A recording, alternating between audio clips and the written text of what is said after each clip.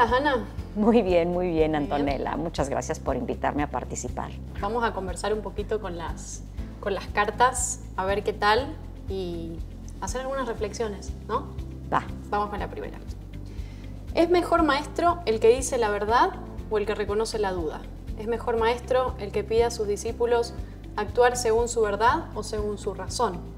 ¿El que pide obediencia o el que pide cuestionar la autoridad?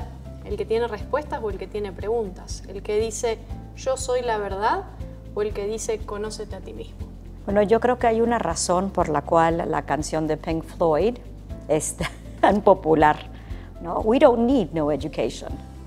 Y no es una rebelión en contra de la educación en sí. Obvio que nosotros tenemos que aprender, pero sí es una rebelión contra una educación impuesta. Claro. Y creo que justo, ¿no? Esta frase refleja esto. ¿Cómo es que asumimos en algunas circunstancias, ya sea por parentesco, porque eres la mamá de un niño o el papá de un niño, ya sea por edades, porque eres mayor que otra persona, ya sea en algunos casos por género, porque eres hombre, ¿no? y puedes supuestamente educar a una mujer. Pero para mí creo que este tipo de imposición sobre cómo se educa, qué se educa, cuándo se educa, genera un movimiento hacia tratar de homogeneizar al individuo, ¿no? Cuando en realidad ya cada uno de nosotros tenemos nuestros intereses, tenemos nuestra curiosidad. ¿Lo ves? O sea, cuando los niños son pequeños y de repente ves que a uno de tus hijos le encantan los Legos, el otro quiere muñecas o el otro quiere triciclos y cuando empiezan a aprender del mundo se empiezan a interesar en distintas cosas, ¿no? Entonces yo creo que el educar en realidad es permitir y facilitar que el individuo vaya encontrando esas cosas que son las que en realidad le interesan.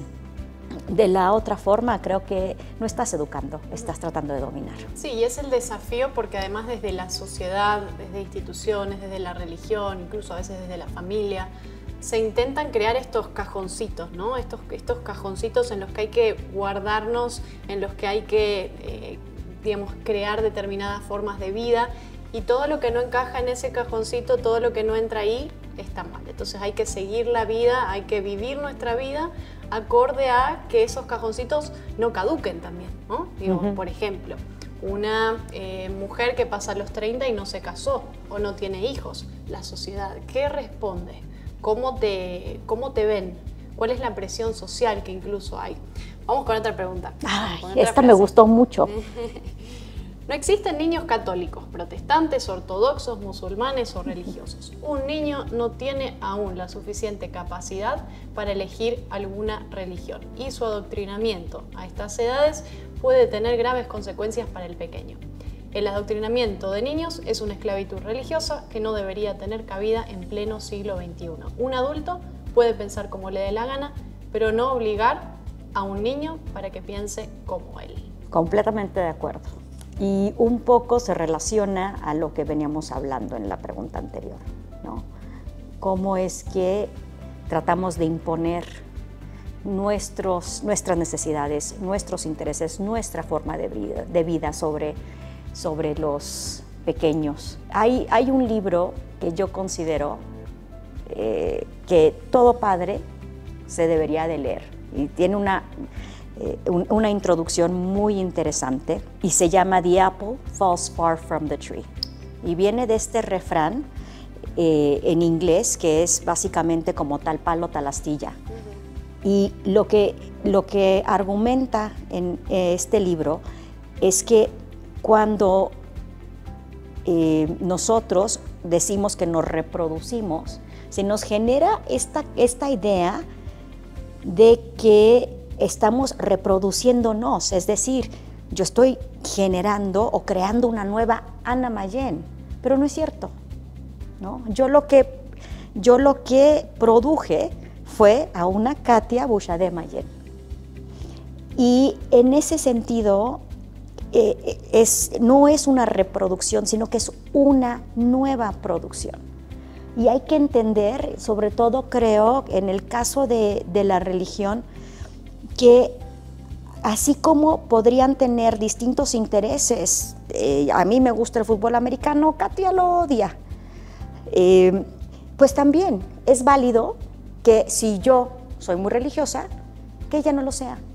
Y no tratar de imponerle, sobre todo en el caso de la religión, los códigos morales que son parte de estos dogmas que funcionan para ciertas sociedades. Y qué bueno que funcionen para ciertos grupos sociales, pero que no necesariamente funcionan para todos los grupos sociales y no necesariamente van a funcionar para tu hijo simple y sencillamente porque tú perteneces a una religión. Y le limitan el pensamiento crítico, que uno tiene que desarrollar incluso la propia personalidad, el derecho a desarrollar la propia personalidad, como esto los limita. Es correcto. Vamos con la próxima. Hay que deshacerse de las doctrinas que nos dicen cómo tenemos que comportarnos. Es como si tuvieras un libro de instrucciones sobre cómo te tenés que comportar, escrito por una persona que no te conoce, que no tiene nada que ver con vos y que vos lo asumís como propio sin haber pulsado el interruptor del pensamiento crítico. José Carlos Ruiz. Lo que estábamos hablando. Sí, es básicamente un manual. Es un manual. ¿No? Es un manual. ¿Y quién escribe el manual? Bueno, yo creo que en mi caso, por ejemplo, ni siquiera mi mamá sabe quién escribió el manual, ¿no? Bueno, sí hay algunos manuales, el manual de Carreño, por ejemplo, que también trataron de imponérmelo, pobre de mi madre, sufrió muchísimo conmigo, pero en realidad, sobre todo, por ejemplo, en el caso de género, ¿no? ¿Qué es ser una mujer? ¿Qué es ser un hombre? ¿Por qué debe de existir solamente una femeninidad o una masculinidad? Exacto. ¿No? Cuando en realidad lo sabemos, somos sociedades diversas y es justamente esa individualidad, ¿no? De cada persona, independientemente de su género, los aportes y el valor que pueden dar hacia la sociedad, que es lo que enriquece nuestras sociedades. Estos cajoncitos, ¿no? Lo único que están haciendo es generar rezagos, diría yo, en el progreso, en la innovación, en la prosperidad. Y qué importante traer el punto del género, porque hoy me parece un debate crucial, importantísimo en la sociedad y para la sociedad libre, para seguir reflexionando y cortando con esos cajoncitos de los que hablábamos, esto de hombre o mujer y todo lo que rompe con el formato binario del género está mal, ¿no? Esta visión que hay hoy, en la que también existe esa connotación religiosa, dogmática, acotada de cómo tienen que ser las cosas. Y siempre el que se sale de la línea, siempre el que se sale de la raya, siempre el que piensa distinto, el que hace las cosas de otra manera, lo ven como un loco, la deshumanización. Entonces, romper con esta visión dogmática de las cosas y entender que hay también otras opciones, que hay otras posibilidades, que hay gente que vive distinto y que eso es lo más lindo, como ser uno mismo, ¿no? De acuerdo. Y hablando de esto, vamos a la próxima. Dice, los hijos no son propiedad de los padres, ¿verdad? Esta gran confusión que hay. ¿Qué dirías a los padres que no dejan volar a sus hijos? Uf, qué fuerte la pregunta. Y mira, es difícil porque entiendo y respeto la posición de otras personas y considero que salvo quizá algunos casos muy especiales, la mayoría de los padres intentamos hacer o creemos hacer lo que es mejor para nuestros hijos. Es decir, la intención es positiva, pero la intención no siempre nos va a dar o va a generar el resultado que estamos esperando. Es decir, si yo hago algo es por mis hijos o pensando que estoy ayudando a mis hijos, en realidad si yo estoy decidiendo por ellos, no les estoy generando esa felicidad, ¿no? ¿Por qué? Porque desde mi punto de vista la felicidad es justamente buscar tus propios intereses, es entenderte a ti mismo, es quererte a ti mismo tal cual como eres, ¿no? Y muchísimas veces yo creo que los padres reaccionamos desde el miedo, Y te cuento una anécdota, otra anécdota personal. Yo tengo a un hijo que estudia música. Yo fui la que lo impulsé a que tomara clases de música, pero cuando llega a tomar su decisión de a qué se va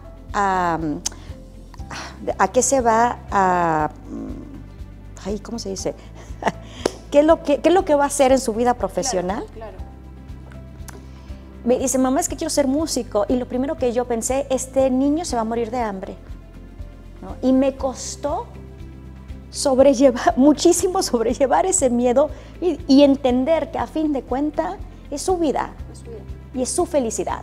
Y por lo tanto llega un momento en este trayecto que es ser padre y ser madre, en el cual tienes que dejarlos ir, pero no por eso significa que no sea muy difícil. Y bueno, en este momento, nada más para concluir, te digo, lo veo muy feliz, contento, pobre, sí, cantando en las calles de Liverpool, pero feliz de la vida.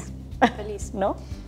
Y hablando un poco, entrando, ¿no?, en las emociones, fíjate cómo esto nos va llevando, y otra vez, no están planificadas ni nada, pero dice, en los colegios hartaron de repetirnos que 1 más 1 son 2, que botella se escribe con B larga, pero nadie nos explicó sobre gestión emocional, lo que significa el amor, los celos, la empatía. ¿Qué sociedad puede salir adelante sin unas herramientas tan básicas como esta?, se pregunta Sandra Bravo. Completamente de acuerdo con Sandra. Educación emocional. Educación emocional. Yo creo que no solamente no te lo enseñan, Antonella, sino que lo que te enseñan, quizá, o sea, sí las instituciones, pero también la familia, también la sociedad, es que hay emociones buenas y hay emociones malas, ¿no? O hay emociones que deben de tener ciertas personas y emociones que no deben de tener ciertas personas. Y entonces, básicamente, te están leyendo un cuento chino, ¿no?, en el cual tú empiezas también a generarte estas fantasías en las cuales de repente ves a personas que han manejado muy bien su inteligencia emocional, que han sabido trabajarlas. Y entonces tú ves que quizá tus reacciones son distintas o quizá tu carácter es distinto y por lo tanto tienes distintos tipos de emociones y de repente te sientes avergonzado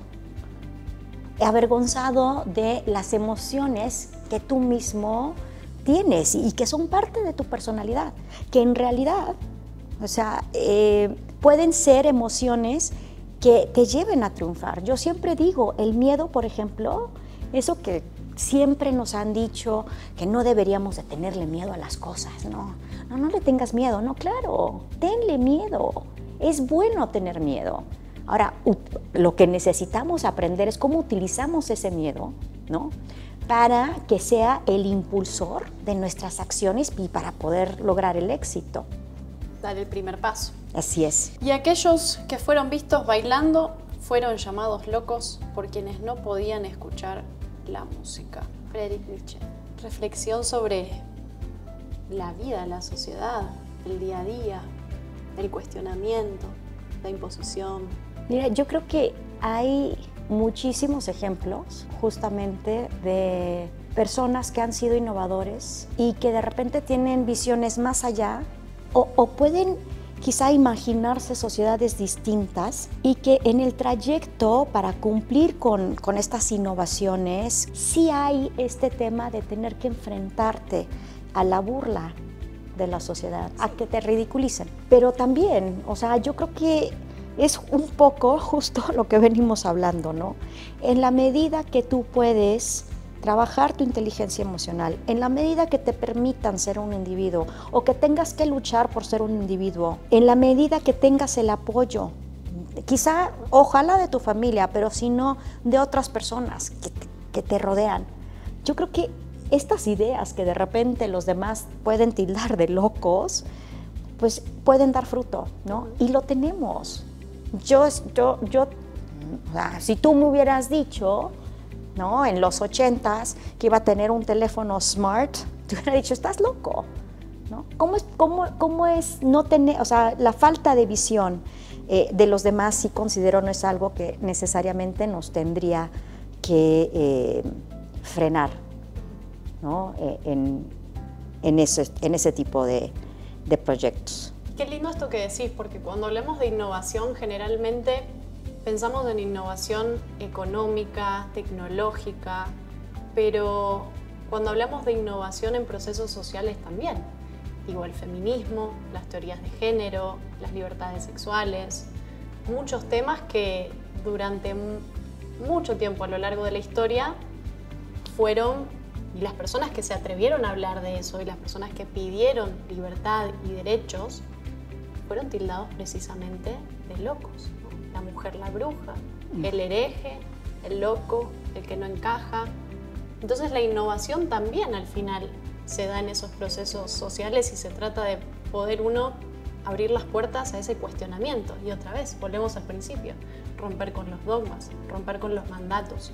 El uno tiene que vivir la vida de esta forma porque alguien me dijo que tengo que hacerlo, que tengo que cumplir con eso, ¿no? Vamos a la próxima. Si el chiste se burla de alguien, no es chistoso. Si la conversación pone en ridículo a alguien, no es amena. Y si el juego hace que alguien se sienta mal, no es divertido. Otra vez, la empatía. Ana. Es correcto, sí. Yo creo que hay algo que para mí es contraproducente para el proceso empático. Y una vez más, regresamos a lo mismo, la sociedad de repente nos imprime ciertas conductas, ¿no? Ciertos juegos de poder que se me hacen muy chistosos porque en realidad, o sea, nos pone a competir a individuos contra individuos. En realidad tendríamos que estar compitiendo nosotros contra nosotros mismos, ¿no? Para nuestra autosuperación.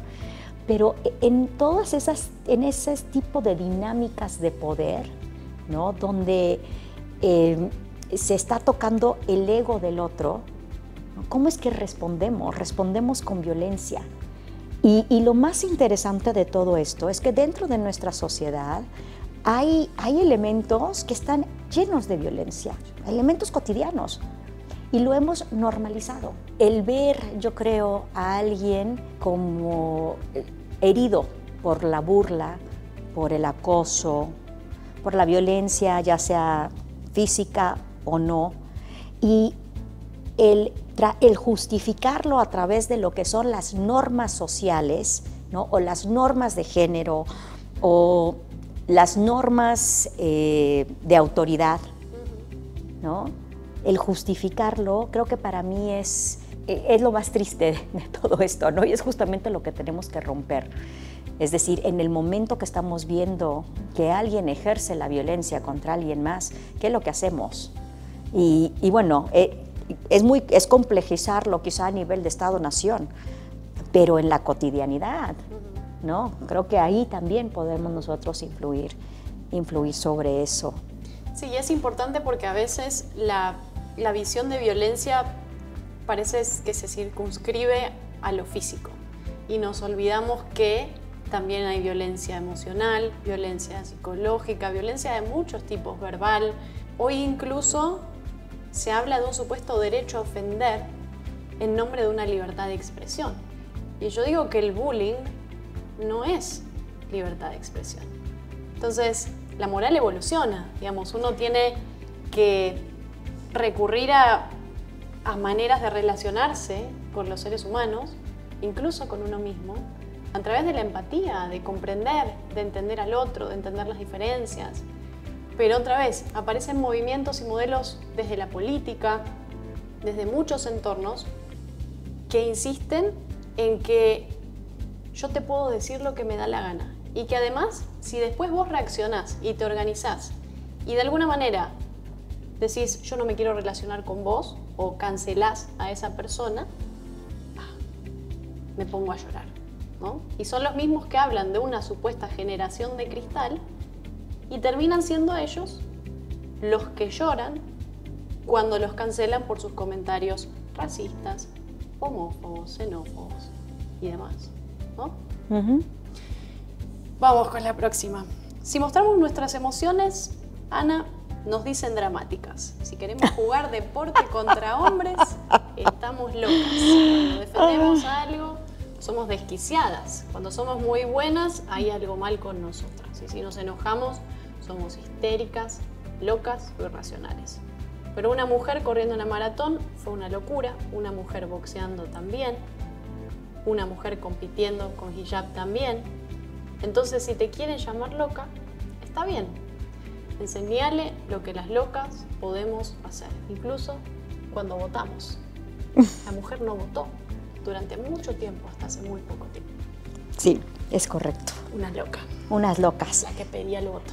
Y bueno, yo creo, Antonella, que con lo que acabas de decir, bueno, tú caerías en esa categoría de loca, de bruja, y yo creo que yo también. Las dos. Las dos. Las dos, segurísimo. No hay dudas de eso, no hay dudas. Y después de la conversación, menos. Pero sí, yo creo que es interesante, ¿no? ¿Cómo es que podemos reclamar, ¿no?, esto que antes se consideraba un insulto y que en realidad lo que está describiendo es la fortaleza de una mujer? Exacto. ¿No? Entonces, y bueno, es inevitable cuando te sales justamente de este cajoncito de lo que es la feminidad. Y bueno, lo haces a veces por ser rebelde, ¿no? A veces porque quieres demostrar al mundo que no tienes que ser la Barbie perfecta que están esperando, ¿no? Pero a veces también lo haces porque necesitas cumplir algo, porque tienes un trabajo, porque hay un problema que tienes que resolver, porque tienes una idea que sabes que va a funcionar y la tienes que implementar. Y entonces, en ese sentido, a mí sí se me ha hecho muy interesante cómo es que tienes que romper con esos patrones para llegar a ese objetivo. En mi carrera, que ha sido básicamente en la industria extractiva, donde la mujer siempre es la minoría, llegamos aproximadamente al 18% solamente de la industria, las mujeres. He visto cómo al hombre puede ser incluso físicamente violento contra sus colegas y se lo aplauden. O quizá no se lo aplauden, pero dicen, bueno, entendemos su punto. Pero una mujer no puede levantar la voz, ¿no? O argumentar, porque en ese momento eres demasiado agresiva, eres demasiado dura. Lo cual se me hace verdaderamente irónico. Y sin embargo, yo creo que justamente, o sea, es preferible ser la bruja, es preferible ser la loca, que mantenerte dentro de este cajón enjauladita, aunque sea una jaula de oro, ¿no? Y no poderte expresar, no poder ser tú misma, no poderte desarrollar. Para mí es mucho más difícil quizá de sobrellevar que aguantarte, ¿no?, unos apodos, o aguantarte la burla, o aguantarte esas percepciones que otros tratan de imponer cuando se confrontan a una mujer que busca ser sí misma. Cuando un niño se siente seguro de sí mismo, deja de buscar aprobación en cada paso que da. María Montessori. Regresamos a la aprobación. Sí. Pero, y fíjate que a mí lo que se me hace súper interesante, que bueno, he tenido la fortuna de ser madre. Y te voy a ser muy sincera, para mí la maternidad no fue fácil, ¿no? Sobre todo al principio. Y entonces yo tenía un bulto que lloraba, que cagaba, que exigía y al que no le entendía, ¿no? Y entonces yo hacía todo lo que decían los libros y no entendía cómo calmar a este pequeño. Y de repente empiezo a ver su desarrollo, ¿no? Entonces pasa de ser algo que para mí no tiene individualidad, no es una persona, sino más bien una tarea que tengo que estar repitiendo cada 3-4 horas. ¡Horrible! ¿No? Y de repente empiezan a crecer y empiezo a notar esa individualidad, ¿no? O sea, ese propio carácter, de repente, y entre más grandes y entre más crecen, hay momentos en los cuales te vas dando cuenta de esa necesidad humana de buscar liberarse, ¿no? ese periodo que de los 2 a los 4 años, cuando empiezan a alejarse de ti, todavía como que medio buscándote, pero tentando, ¿no? Viendo cuáles son los límites, ¿no? Yo creo que para mí eso es la esencia del ser humano, ¿no? Buscar, encontrarte a través de la experiencia, pero pues solamente puedes tener la experiencia si es que te la dejan vivir.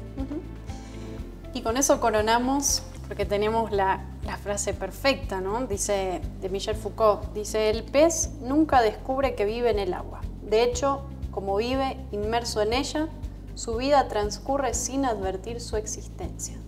De igual forma, una conducta que se normaliza en un ambiente cultural dominante se vuelve invisible. Resume un poco esta conversación, ¿no? El ambiente, el entorno, cómo nos determina, cómo nos orienta hacia un camino con barandas que tenemos que ir y no salirnos, porque si no es peligroso. A veces es más fácil o es más lindo. Creo que es más lindo caminar, ir por tu propio sendero, hacer tu propio camino, tomar la escalera mecánica. Sería muy fácil, ¿no? Pero te perdés un paisaje impresionante. Así es, así es. Sí, yo creo que hay que verdaderamente buscar esos caminos. Y es tan difícil, Antonella. Digo, lo hablamos, ¿no? De manera teórica, filosófica, pero es tan difícil encontrar tu camino. Porque, o sea, imagínate de un pez tratando de salir del agua, ¿no? O sea, a lo que te estás confrontando. Y justamente yo creo que hay muchas barreras que tienes que sobrellevar. No es fácil, pero yo creo que la clave justo está en disfrutar el proceso, no sufrirlo, ¿no? Y aprender a navegar todos estos obstáculos y la verdad, de repente ver hacia atrás y decir, ah, mira, sí pude, ¿no? E irte reconociendo, pero a la vez también irte reconociendo, pero a la vez seguir creciendo y seguir buscando, ¿no? Al final, la vida, la meta de nuestras vidas es la muerte. Hacia allá vamos a llegar, ¿no? Entonces, yo creo que vale la pena disfrutar el camino. Y en el trayecto ir acompañado de personas sanas, que nos hagan bien, ¿no? que conformen una especie de red para los momentos necesarios. Por eso apostar también por la educación emocional, la importancia de tener estas herramientas y que los entornos en los que estemos sean entornos saludables. Gracias. Es correcto. Gracias, Ana, por la conversación. La pasé muy bien. Gracias a ti, Antonella. Gracias. Como siempre, un placer.